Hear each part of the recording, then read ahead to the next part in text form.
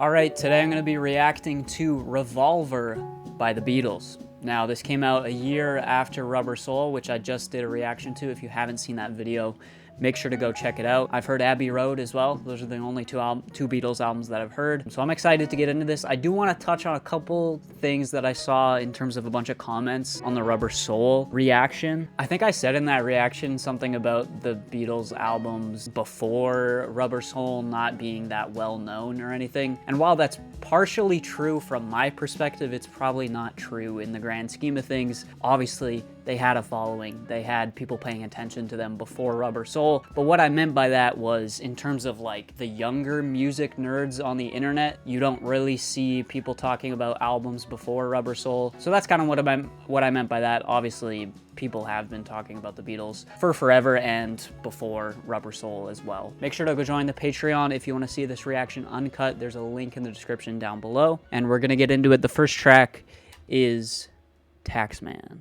1, 2, 3, 4. 1, 2, 3. 'Cause I'm the Taxman. Okay, I got some kind of political, social commentary, I guess. Taxman. Yeah, I'm the Taxman. It's kind of a, as I said in the first Rubber Soul reaction, like it's so interesting hearing how simplistic the panning is here and just the production in general. Like just vocals on one side, guitar on the other side. It's, I don't know, it's something you don't really hear often nowadays.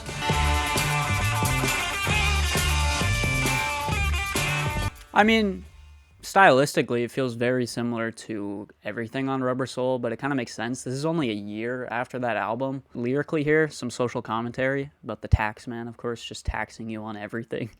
I'll tax the seat if you try to sit. I'll tax the heat if you get too cold. I hope it's not all like just feeling the same as Rubber Soul. I hope there's stuff that feels a little bit different, but I guess we'll see. Next track, Eleanor Rigby.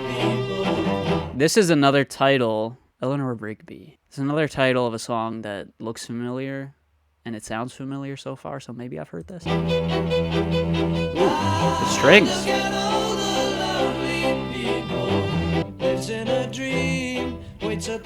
I don't think we had any strings like this on Rubber Soul, so.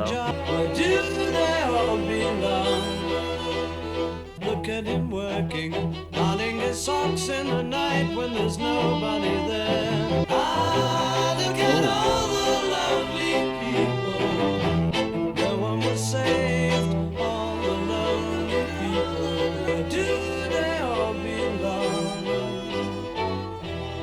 Wow, okay. So I kind of got what I asked for. I said, I hope it's not all like Rubber Soul. That was very different from anything on that last album. So one thing that stuck out to me on that was just like how the technological constraints of this time make you have to bring the best out of your songwriting in a way. There's really not much going on here production wise, but I think that's what makes it great, is like it's really just the strings and the lead vocal, and then sometimes there's like a harmony vocal. So it's very simplistic, it's very minimalistic, but it makes the elements that there is have to be a lot stronger because of how stripped back it is. Next track is I'm Only Sleeping. Oh, interesting vocal tone here, very nasally. Nice bass there.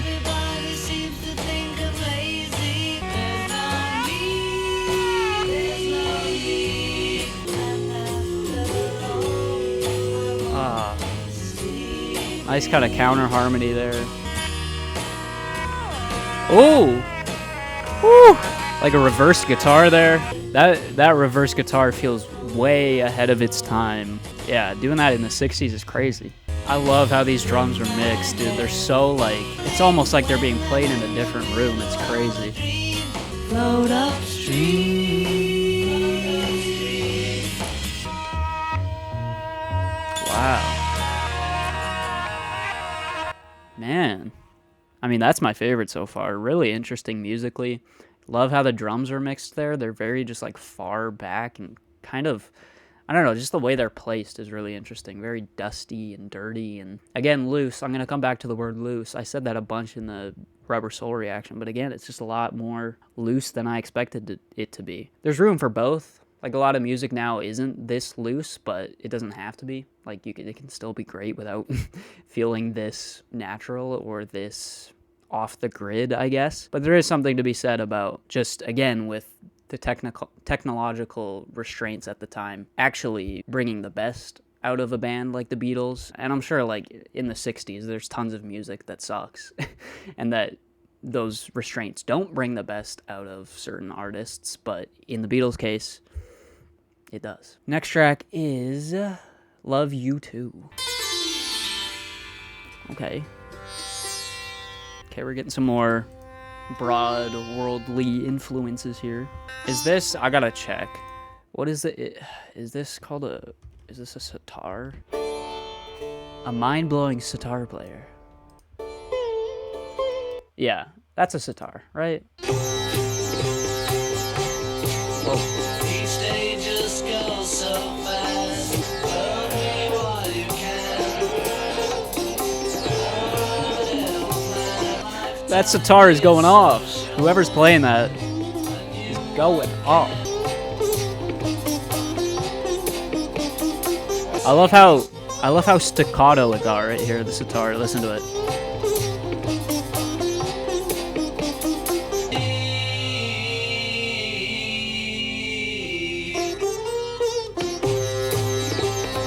Oh!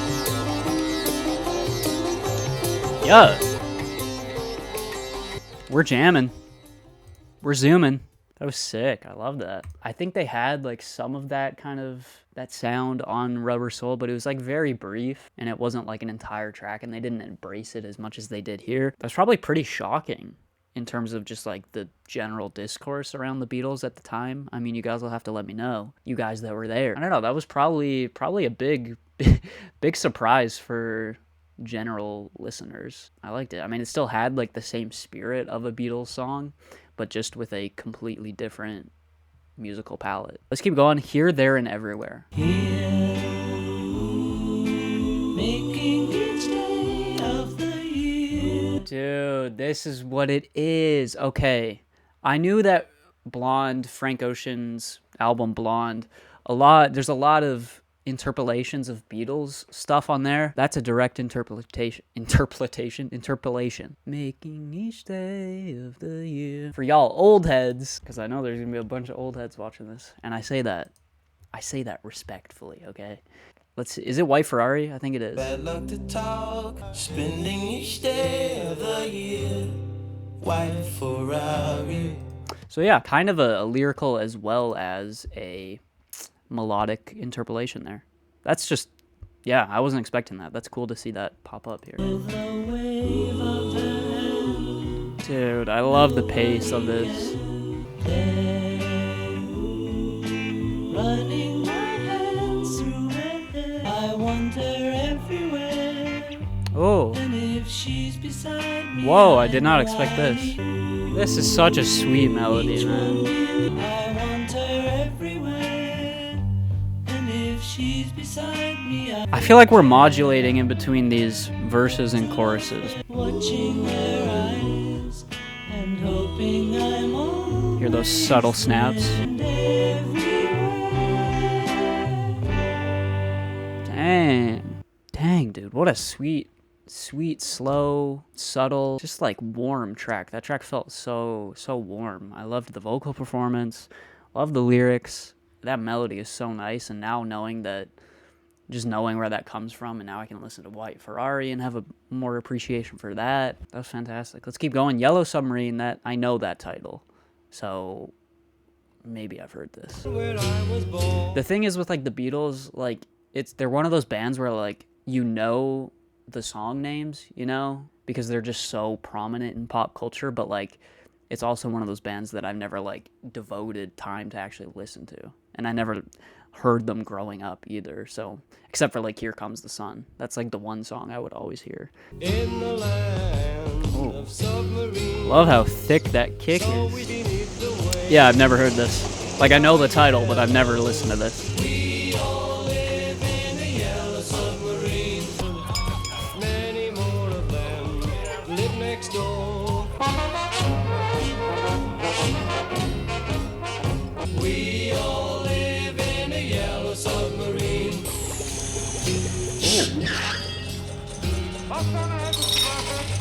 Love the sound design here. That's so cool. I love how it's not recorded. Like, it doesn't feel like something out of a film. Like, it feels more like, I don't know, like it feels not as objective as how that would sound in real life, but more subjective, with like certain things feeling a bit louder than they would really sound. We all live in the yellow submarine, the yellow submarine. The huge group vocals, man. Yellow submarine, yellow submarine. We all live in a yellow submarine. I'm very curious. I'm going on album of the year right now. I gotta see the general reception on that track, like what that track rating is. Yellow Submarine, 81. Okay, so it's one of the lower rated tracks on album of the year, but it's not like too low. Like, I've heard discussion about that track before, but I can't remember if it's considered one of the Beatles' worst songs or one of their best. Like, it's one of the two. I can't remember. And I'm interested to know that, because I don't know, it feels like a very kind of goofy song in a way, but it's like supposed to be goofy, you know? Okay, let's see. Commercial performance, I'm assuming it did well, right? Okay. It looks like it was kind of well received critically, like people appreciated it for how different it was. I mean, I liked it. Definitely a unique experience and track, and I like the kind of the real life sound effects and sound design in there. Again, it's very kind of cartoonish and goofy, but you gotta embrace it. Embrace the goofiness, okay? Let's keep going. She said, she said. And she's making me feel like Oh, nice. There was a moment on Rubber Soul where I said the guitars feel so ahead of their time, and this is another moment. This is crazy. These guitars do not feel like they should be in the 60s right now.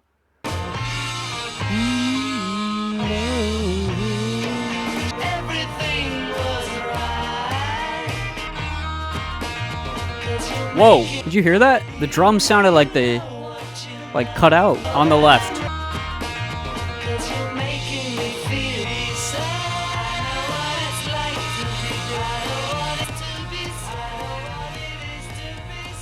Okay. I mean, in terms of the songwriting, that's probably one of my favorites.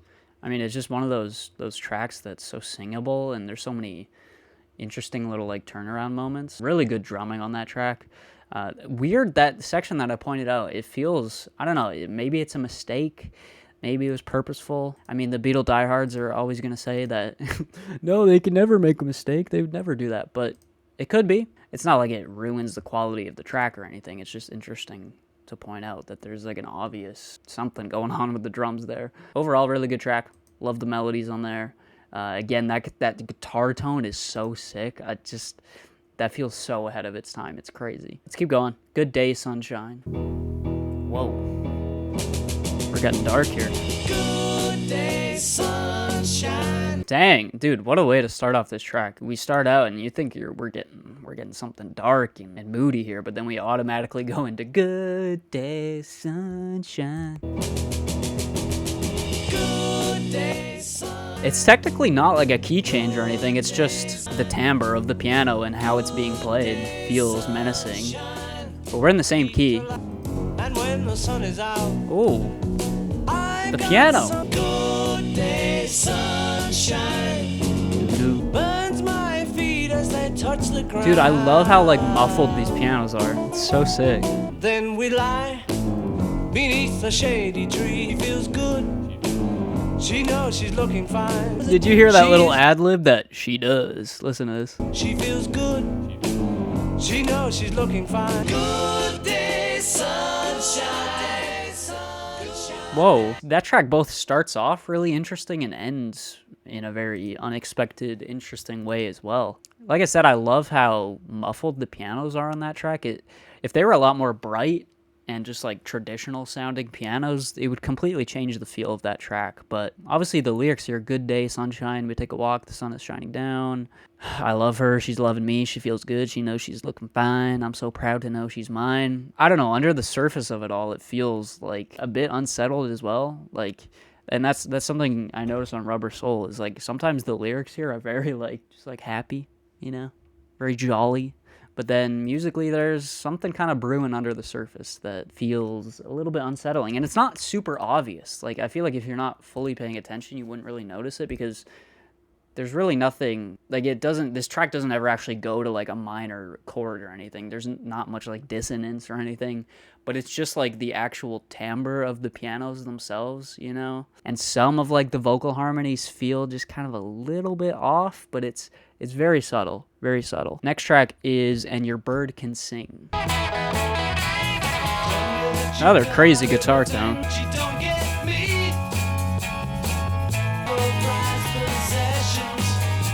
Oh.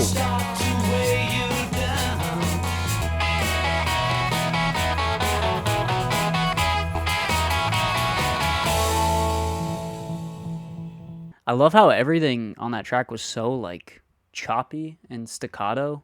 There's even moments where the vocals cut off in a very like kind of abrupt way. Really interesting like textural concept of that track. Like we talk about song concepts, we talk about album concepts, but like I feel like they had like a textural concept of everything feeling really short and staccato and like, you know, just short and kind of cut off in a way. And they committed to that concept really well, but even in the way it ends too. It kind of just ends in like a very abrupt way. And I guess it kind of matches with the lyrics too. You tell me that you heard every sound there is, but you can't hear me. The way the track itself is like kind of shutting itself up and just like ending abruptly is maybe how he feels in relation to this person because he's not being heard. Okay. Yeah, I just convinced myself that that song is genius. So let's keep going. For No One. Oh, here we go with the dude. Here we go with the melodies that I know again. Quadeca sampled this in Born Yesterday. I'll play a little bit more of this Beatles track for context. You want her, you need her, and yet you don't believe her. Okay, right. Keep that in your brain. Keep that in your brain. Like, I knew this was a Beatles sample, but I never actually knew what track it was from. Born Yesterday by Quadeca. One of my favorite songs of all time.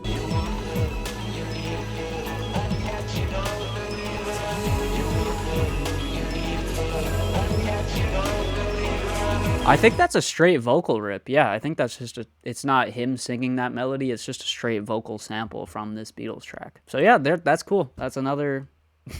another sample that I recognize.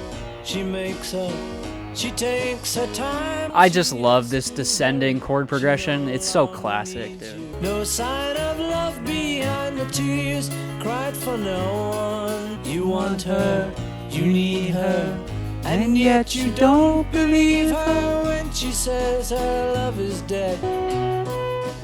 Oh, okay.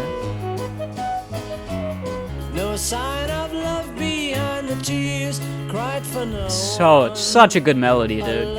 A love that should have lasted years. One of the best melodies of this entire album. Oh, it's so good. And the way the bass was like kind of mirroring that melody too. That's so good. I love that we've had 2 tracks now that are just like, that are revealing themselves as samples of other tracks that I love. Dr. Robert is next. Being with a friend, I said you go Dr. Robert. There's a nice kind of swagger to this vocal delivery. Take a drink from this special cup, Dr. Robert. He's a man you must believe. Oh. And think anyone you meet. Well, Ooh. you're feeling fine, Dr. Robert. That was a really good, like, kind of psychedelic post-chorus, I guess you would call it. Man. I was really worried after that first track that we were just going to kind of get a rinse and repeat of Rubber Soul, but this is so much different than that album. Like, I was worried, too, because a lot of these, I mean, it's like the same track lengths, too. It's just a bunch of, like, 2-minute tracks. There's a lot more variety here, in my opinion, than Rubber Soul. And so far, like, I'm enjoying this more, I'd say, than Rubber Soul. Like, I liked that album a lot. But this just feels like there's so much more variety and there's so much more risk-taking here. Yeah, it's just a lot more interesting so far. So next track is I Want to Tell You. Tell me what? I want to tell you when you're here. You hear how dissonant that piano was? That was crazy.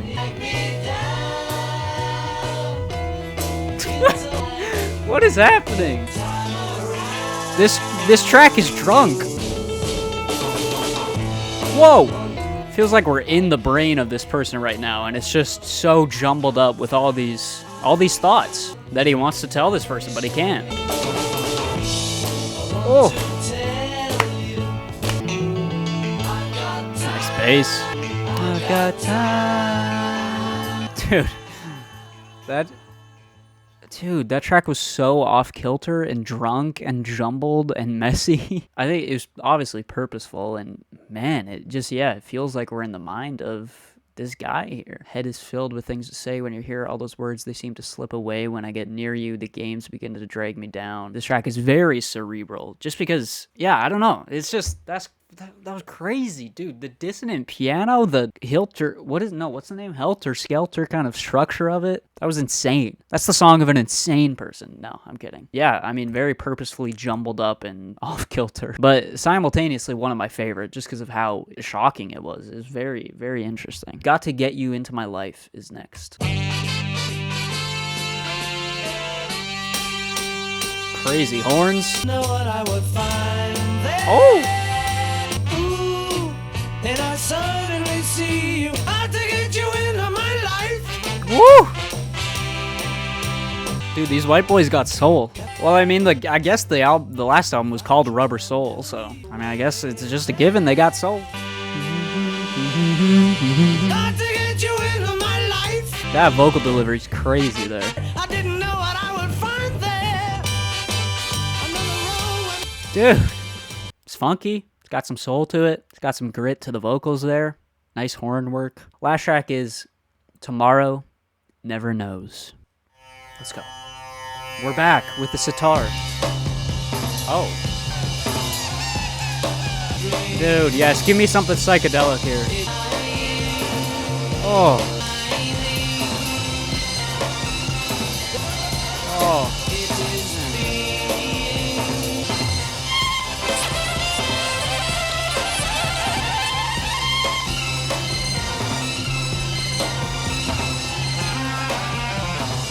This is giving me chills right now.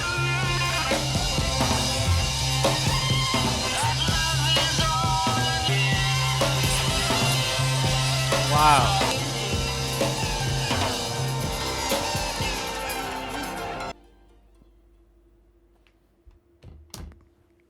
What? Hello? What just happened with that track? That was so psychedelic and futuristic. Like, again, the fact that song this song exists in 1966, that's insane, dude. When was like Pink Floyd's first album? So Pink Floyd's first albums were like late 60s. Their first album was actually 1 year after this. Wow, dude. Okay. Again, very psychedelic. So many like reversed, just crazy sounds. Like, oh my god, that was insane. I'm gonna say it. This album makes Rubber Soul look like child's play, okay? Rubber Soul was good, like, in a vacuum, like, without context of this album. Like, obviously, I had context of Abbey Road, but I didn't listen to Abbey Road before going into Rubber Soul. Like, I didn't refresh my mind on that album. So, yeah, this album, again, makes Rubber Soul look like child's play. Again, that album's good. This is, like, another level. The variety here, the production, the songwriting, just the risk-taking, and man, that last track is stunning. Holy dude. Again, it's all those things I said. It's so risk-taking and adventurous and all that, but it's still extremely catchy at the same time. That's Revolver by the Beatles. Again, I was a little bit worried that this was going to be rinse and repeat of Rubber Soul, but it couldn't be more different. Well, it probably could, but very different. Now this is really making me excited to just continue going on this Beatles journey. There you go. Those are my thoughts. Let me know your thoughts down below. Let me know any insights you have, as always. And make sure to leave a like, subscribe, go join the Patreon if you want to see this reaction uncut. And yeah, I'll see you guys in the next video. Peace out.